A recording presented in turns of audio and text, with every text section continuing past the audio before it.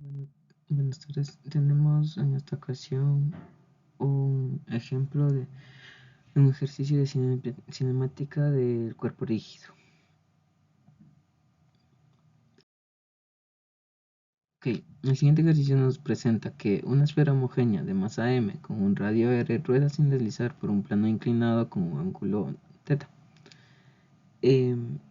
Pues tenemos la imagen representativa, tanto como los datos en el que nos explica que el ángulo va a valer 30 grados, la masa pesa 0.5 kilogramos, un radio de 15 centímetros, recorre una distancia de 2.5 metros y para la inercia de esferas tenemos que es 2/5 de la masa por el radio al cuadrado.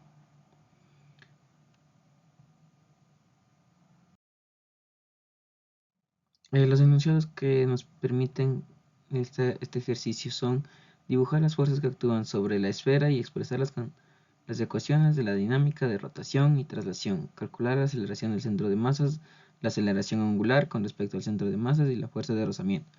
Si inicialmente se encontraba en reposo, calcular la velocidad del centro de masas y la velocidad angular de rotación cuando ha rodado en el plano una cierta longitud o distancia. Empezaremos por el enunciado A. Empezaremos generando las ecuaciones de traslación, pues simplemente debemos hacer un diagrama de cuerpo libre en donde representaremos la normal con respecto al siempre vertical al plano horizontal, el peso siempre hacia el centro de masas o centro de gravedad de la Tierra, la fuerza que siempre estará opuesta al fuerza de rozamiento que estará siempre opuesta al movimiento, y tendríamos una aceleración por la traslación que se va a generar en esta partícula. Tenemos la sumatoria de fuerzas en el eje X, siendo en este en el que se va a generar el momento, pues tendremos que en el eje X tendremos una masa por aceleración. Tenemos el peso en X menos la fuerza de rozamiento, que es la que se opone al movimiento, por la masa por la aceleración. Ya, ok. Despejando el peso, pues tenemos que el peso se va a dividir en dos secciones, tanto para X y tanto como para Y.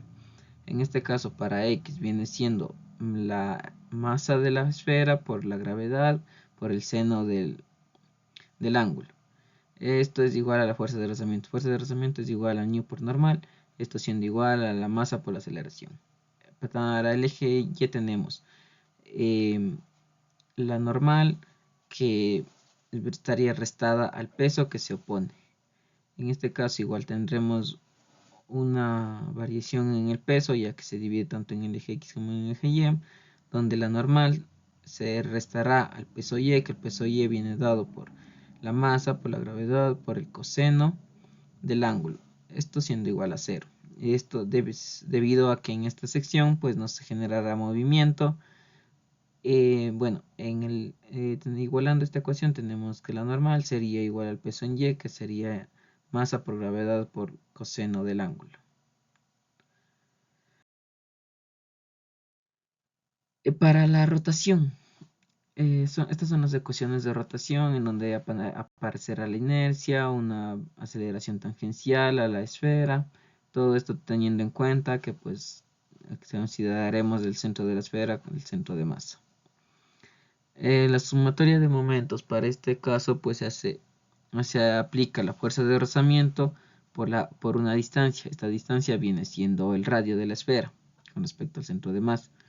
Esto es igual a la inercia del centro de masa de la esfera por una aceleración tangencial. Ok, en este caso pues reemplazamos lo que viene siendo la inercia por la inercia que ya nos vienen dado en las tablas, que es 2/5 de la masa por el radio cuadrado. En este caso, como pues podemos observar, también tenemos una aceleración tangencial. La aceleración tangencial es igual a la aceleración normal dividido para el radio. En este caso, pues reemplazando, nos quedaría, se simplificarían los radios tanto en el lado izquierdo como en el lado derecho, quedándonos la siguiente ecuación de rotación. Fuerza de rozamiento por el radio es igual a la a la inercia del centro de masa por la aceleración dividido por el radio.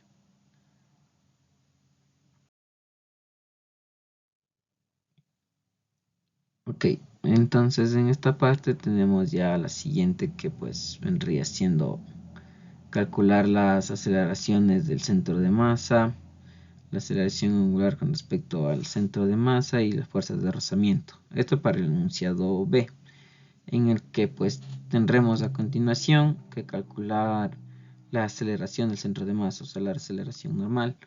En este caso pues tendremos que tener en cuenta que tenemos una fuerza, ocuparemos ya las ecuaciones antes mencionadas.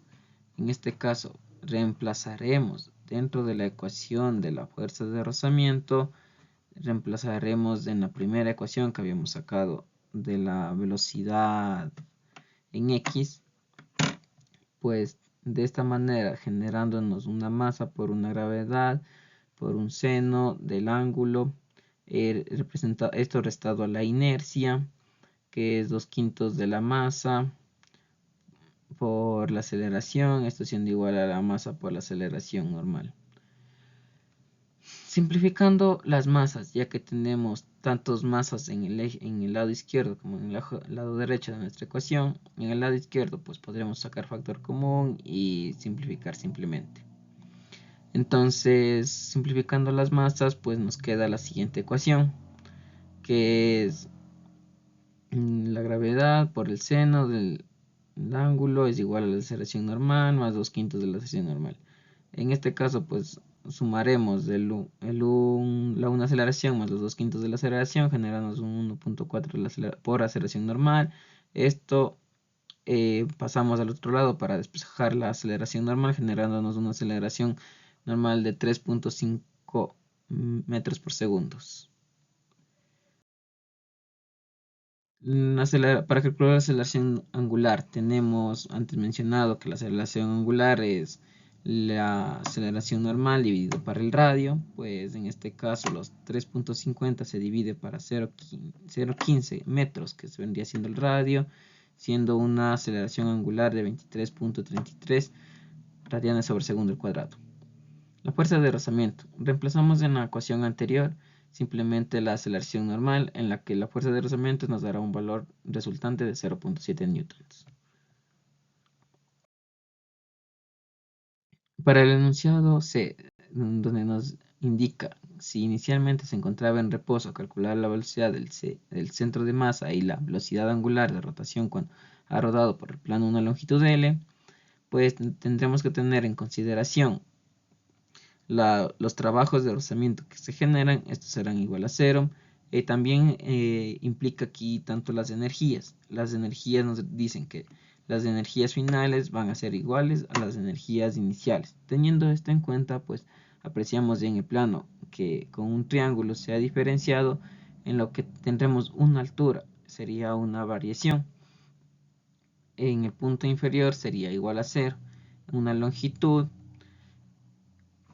que ya viene representada, y nos dieron los datos, el plano inclinado, que vendría siendo igualmente el ángulo en esta sección de aquí de nuestro triángulo.